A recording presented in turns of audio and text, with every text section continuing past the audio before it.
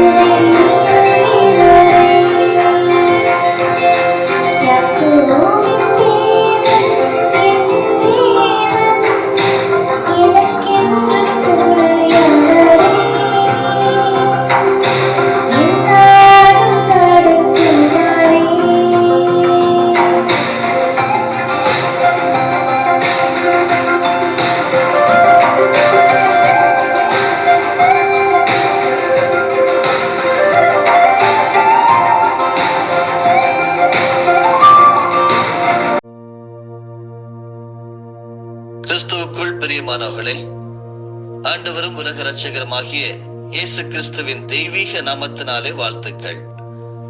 தினம் ஒரு சத்திய வார்த்தை. இன்றைய தலைப்பு, இனி பயம் இல்லை. திருமறையின் ஆதார வசனம் 1 யோவான் 4:18. அன்பிலே பயம் இல்லை, பூரண அன்பு பயத்தை புறம்பே தள்ளும். பயமானது வேதனை உள்ளது, பயப்படுகிறவன் அன்பிலே பூரணப்பட்டவன் அல்ல. நம்முடைய வாழ்க்கையிலே ஏற்படக்கூடிய பயத்தை பற்றி கற்று வருகிறோம். ஒருவேளை நீங்கள் பயத்தின் பிடியிலிருந்து விடுவிக்கப்பட விரும்புகிறீர்களா? இந்த சத்தியத்தை தொடர்ந்து கேளுங்கள். சத்தியம் உங்களை விடுதலையாக்கும். அருமையானவர்களே, பயத்தை வெல்ல உண்மையை அறிவதும் அதன் பின் உண்மையின்படி செயல்புறுவதும் முக்கியமானதாகும். இந்த சத்தியத்தின் ஆதாரம், நானே வழியும் சத்தியமும் ஜீவனுமாய் இருக்கிறேன் என்று சொன்ன கிறிஸ்துவே. அதற்கு இயேசு, நானே வழியும் சத்தியமும் ஜீவனுமாய் இருக்கிறேன், என்னாலே அல்லாமல் ஒருவனும் பிதாவினிடத்தில் வரான் என்று யோவான் 14:6 கூறியிருக்கிறார்.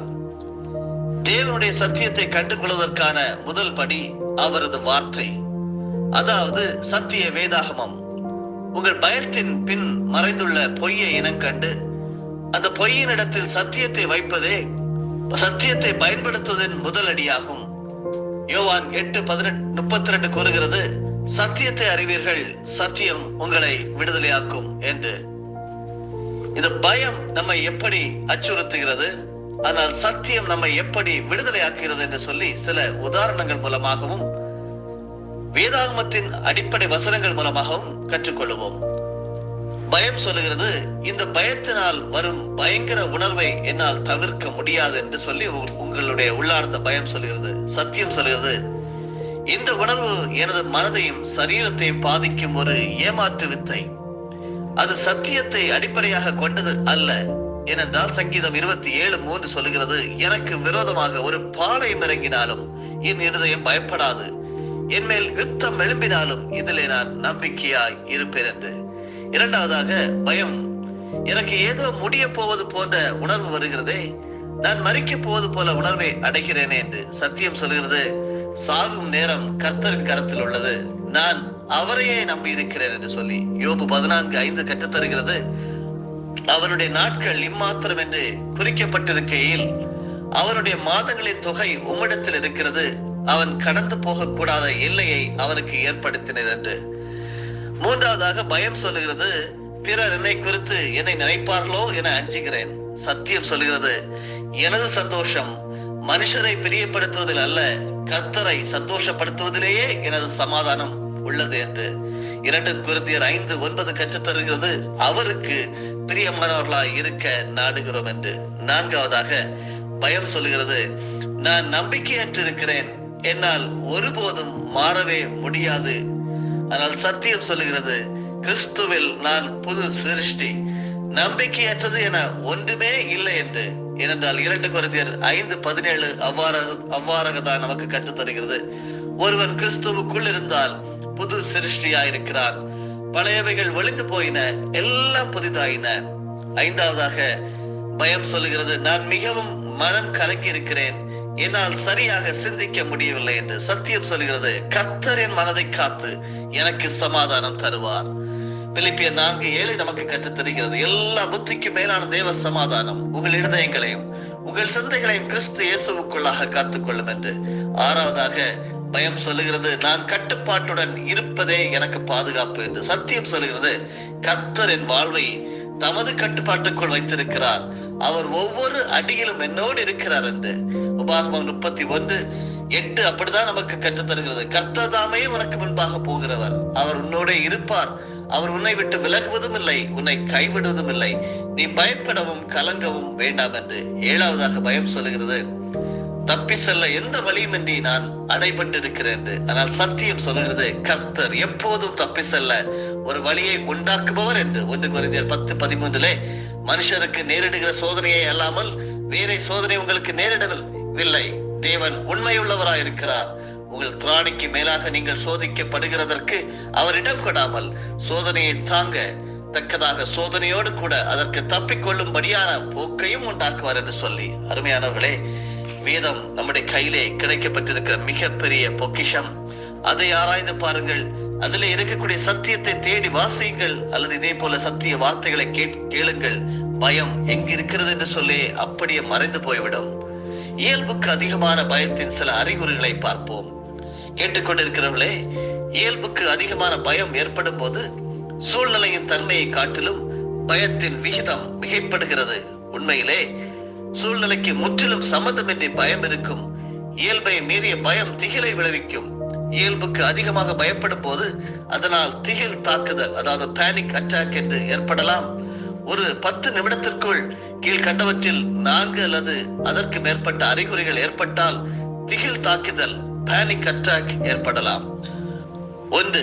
நெஞ்சுவலி அல்லது அசௌகரியம், அதாவது உங்களுக்கு இதய தாக்குதல், ஹார்ட் அட்டாக் உள்ளதென உணர்வீர்கள். 2. குளிர் அல்லது வெப்ப தாக்குதல், மருத்துவமனை செல்ல வேண்டும் என்று எண்ணுகிறீர்கள். 3. தொண்டை அடைப்பு அல்லது விழுங்குவதில் கடின உணர்வு, அதாவது தொண்டை மூடிக்கொண்ட ஒரு உணர்வு. 4. குளிர்ந்து போன கைகள், மறுத்து போகுதல். 5. பற்றற்ற உணர்வு, டிட்டாச் சென்சேஷன் என்று சொல்லுவார்கள், உண்மையுடனான இணைப்பு, அறுந்து போன உணர்வு. அடுத்து கிறுகிறுப்பு, தலை சுற்று, மயங்கி விடுவது போன்ற ஒரு நிலை.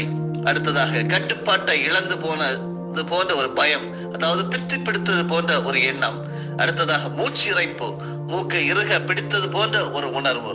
குமட்டல், வயிற்றுப்போக்கு, வயிற்று வலி, பிடிப்பு, அதாவது உயிருக்கு ஆபத்தான நோயின்படி பிடி என்ற ஒரு எண்ணம், ஒரு பயம். அடுத்ததாக அதிகமான நெஞ்சு துடிப்பு, நெஞ்சில் அடிப்பது போன்ற உணர்வு, இருதயம் வெடித்து வெளிவருவது போன்ற ஒரு உணர்வு. மிக அதிக வியர்வை கொட்டுகிறது, கஷ்டப்படுவதாக நீங்கள் உணரலாம். மரண பயம், மரணம் நிச்சயம் என ஒரு எண்ணம் உங்களுக்குள்ளே வந்து விடுகிறது.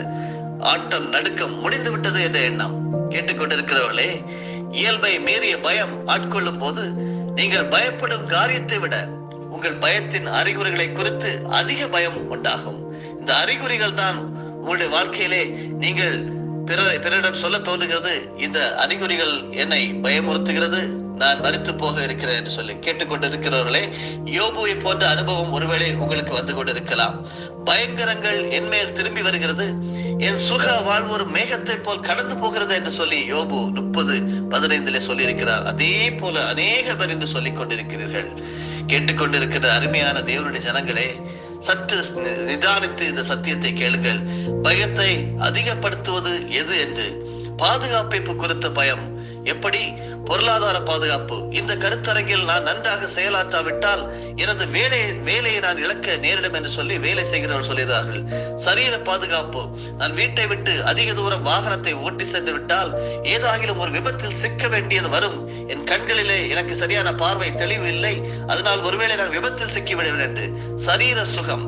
நான் தொடுவது, புசிப்பது, குடிப்பது ஆகியவற்றில் கவனமாக இராவிட்டால் நான் நோய்வாய்ப்பட்டு எனது வேலையை இழக்க நேரிடும் என்று. உடைமைகள். நான் வீட்டை இழந்து விட்டால் என்ன செய்வேன், எனக்கு வேறு இடமில்லை இல்லையே என்று சொல்லி. அருமையானவர்களே, தீர்வு இருக்கிறது வேதத்தின் அடிப்படையிலே. உங்களது பாதுகாப்பு உங்களுக்கும் ஆண்டவருக்கும் உள்ள தொடர்பில் சம்பந்தப்பட்டது என்பதை நன்றாக கற்றுக்கொள்ளுங்கள். சங்கீதம் 56:11 சங்கீதக்காரராகிய தாவீது சொல்லுகிறார், தேவனை நம்பி இருக்கிறேன், நான் பயப்படேன், மனுஷன் எனக்கு என்ன செய்வான்? இந்த காரியங்கள் எல்லாம், இந்த பாதுகாப்பை குறித்த பயம் எல்லாம் மனுஷர்களால் நமக்கு தரப்படுவது அல்லது சுற்றி இருக்கிற மனிதர்களுடைய வார்த்தைகளினால் அவர்கள் உங்களுக்கு கொடுக்கும் ஆலோசனைகள் வருவது. இவை எல்லாவற்றுக்கும் நீங்க சொல்ல வேண்டியதெல்லாம், தேவனை நம்பி இருக்கிறேன், நான் பயப்படேன், மனுஷன் எனக்கு என்ன செய்ய முடியும் என்று சொல்லி பாருங்கள். முக்கியத்துவத்தை குறித்த பயம், அடையாளப்படுத்துதல், அதாவது ஐடென்டிட்டி. எனது வேலையை நான் இழந்தால் இம்மட்டும் செய்த வேலையின் பலனை இழப்பேன், அதற்கு பின் நான் ஏன் வாழ வேண்டும் என்று சொல்லி. சுயமதிப்பு. எனது பணியாட்கள் முன் நான் வெட்கமடைய, அவர்கள் முன்பாக நான் வெட்கமடைய நேர்ந்தால் மீண்டும் என்னால் வேலைக்கு செல்ல முடியாது என்று. உங்களுடைய நற்பெயருக்கு பங்கம். எனது தீய பழக்கங்கள் கண்டுபிடிக்கப்பட்டதால் நான் ஒருவர் முகத்திலும் என்மேல் விழிக்க முடியாது என்று. சுய முயற்சியில் நிறைவு காண்பது. நான் எனது படிப்பை முடித்து எனது வாழ்க்கை நோக்கங்களை நிறைவேற்றாவிட்டால் நான் தோற்று போவேன் என்று. அருமையானவர்களே, கேட்டுக்கொள்ளுங்கள், தீர்வு இருக்கிறது. நீங்கள் ஆண்டவருக்கு அதிக முக்கியமானபடியால் அவர் உங்களை ரட்சித்திருக்கிறார். ஏசாயா 12:2 சொல்கிறது, இதோ தேவனே என் ரட்சிப்பு, நான் பயப்படாமல் நம்பிக்கையா இருப்பேன். கர்த்தராகிய யெகோவா என் பலனும் என் கீதமானவர், அவரே எனக்கு ரட்சிப்பும் மானவர் என்று சொல்லி நீங்கள் சொல்ல வேண்டும். அறிவியாளர்களே, நிச்சயமாக பயத்தின் பிடியிலிருந்து நாம் விலகி வர முடியும். அதிலிருந்து பெரிய விடுதலை நாம் பெற்றுக்கொள்ள முடியும். கர்த்தர் உங்கள் ஒவ்வொருவரையும் ஆசீர்வதிப்பாராக. ஜெபிப்போமா? பரிசுத்தமுள்ள நல்ல ஆண்டவரே, வாழ்க்கையிலே ஏற்படக்கூடிய பயத்தை பற்றி ஆண்டவரே, பரிசுத்த ஆதாரத்தின் வேதத்தின் வார்த்தைகளின் மூலம் தீர்வு இருக்கிறது என்று சொல்லி நீங்கள் கற்றுத் தந்திருக்கீங்க. பூரண அன்பு பயத்தை பொறுமை தள்ளும் என்று நாங்கள் விசுவாசிக்கிறோம். அன்பிலே பயம் இல்லை ஆண்டவரே, பயப்படுகிறவன் அன்பிலே பூரணப்பட்டவன் அல்ல என்று கற்றுத் தந்தீங்க. ஸ்தோத்திரம் அப்பா. சங்கீதக்காரர் சொன்னது போல சொல்லுகிறோம், எங்களுக்கு விரோதமாக ஒரு பாளையம் இறங்கினாலும் எங்கள் இருதயம் பயப்படாது, எங்கள் பேர் ஒரு யுத்தம் எழுப்பினாலும் இதிலே நாங்கள் நம்பிக்கையா இருப்போம். ஆண்டவரே, நீர் எங்களோடு இருக்கிற அதற்காக ஸ்தோத்திரம், நன்றி ஆண்டவரே. தொடர்ந்து காத்துக்கொள்ளுங்க, ஒவ்வொருவரையும் பயத்தை விட்டு நீங்குங்க, உடைய பிரசனங்களை தாங்கட்டும். இயேசு கிறிஸ்துவின் மூலமே ஜெபிக்கிறோம் நல்ல பிதாவே, ஆமென். என் ஆத்துமாவே கர்த்தரை ஸ்தோத்தரி, என் முழு உள்ளமே அவருடைய பரிசுத்த நாமத்தை ஸ்தோத்தரி. என் ஆத்துமாவே கர்த்தரை ஸ்தோத்தரி, கர்த்தர் செய்த சகல உபகாரங்களையும் மறவாதே. ஆமென்.